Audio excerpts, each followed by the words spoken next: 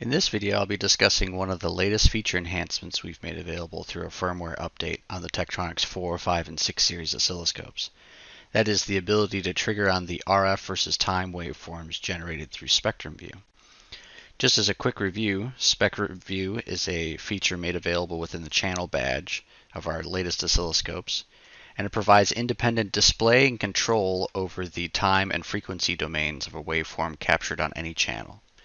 So here you can see the frequency content of this ASK or Amplitude Shift-Keying signal with a carrier frequency at 2.4 gig. We process the frequency domain of this signal in spectrum time. That's represented by the yellow bar that you see at the bottom of the time domain window.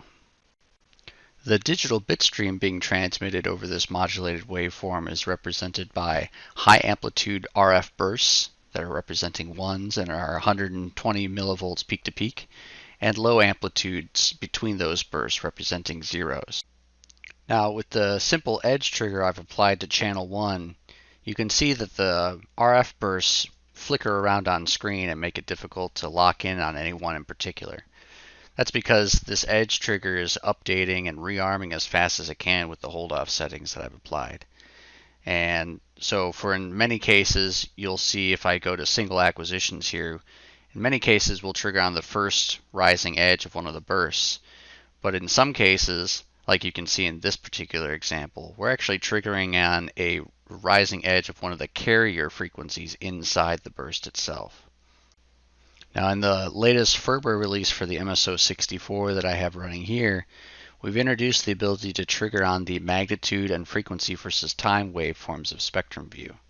So if I turn on the magnitude versus time, go back to my trigger settings, and select channel 1 magnitude versus time, now you can see we're triggering on the first edge of each burst every single time. This feature is very similar to the RF envelope trigger that we introduced with the high-end 70000 SX series oscilloscopes.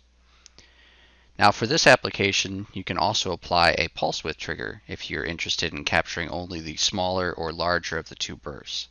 So for example, if we wanted to go in and select pulse width and set a trigger limit of less than 165 microseconds, now we're triggering on and capturing the smaller of the two RF bursts in this pattern.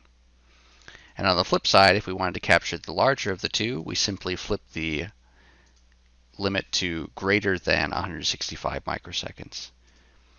So this is just one application area where the RF versus time triggering capability of our newer oscilloscopes with Spectrum View will be useful. I'll put a link in the description below where you can find the latest firmware for the MSO 4, 5, and 6 series oscilloscopes from Tektronix.